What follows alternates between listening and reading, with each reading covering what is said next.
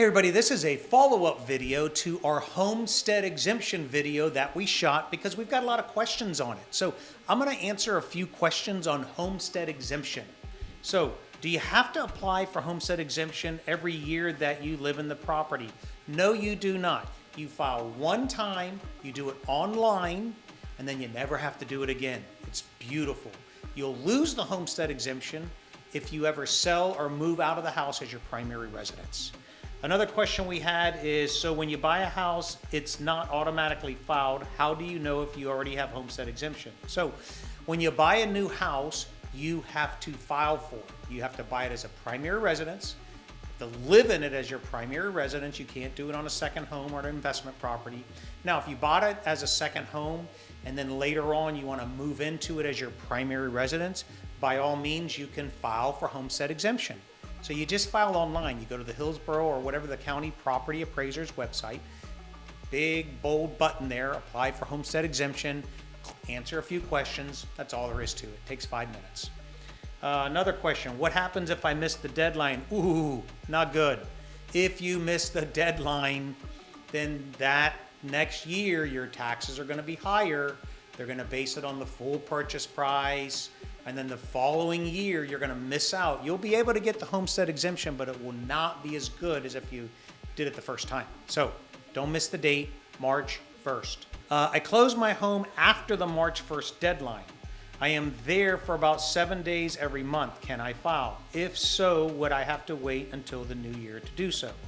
So the guidelines for Homestead Exemption are you have to have closed on the house by the end of the year. So if you moved in it in 2024, you will not get your Homestead Exemption until the following year, 2025. So guideline, you bought the house by the end of December 31st, 2024, file by March 1st of next year, and then when the new tax bill comes out for 2025, then you'll have your Homestead Exemption.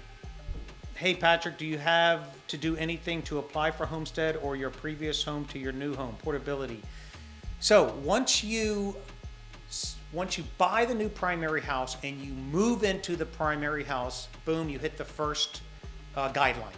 When you file for Homestead Exemption online, they're going to ask you the question if you have owned a primary residence in the last 3 years.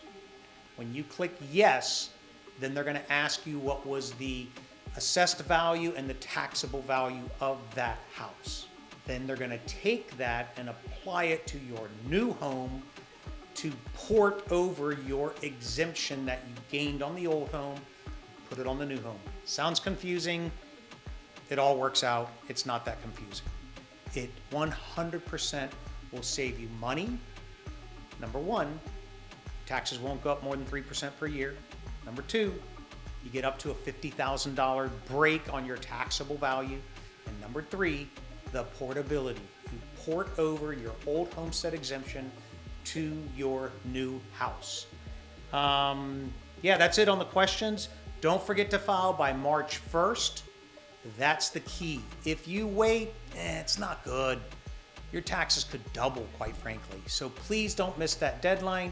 We remind all of our clients. I tell them at closing, we send out a video, we send out emails, everything to remind so that you don't forget, but there's always that one person who forgets. So don't be that one person. Give me or my team a call anytime. We'd love to help you out with Homestead Exemption. Thanks so much.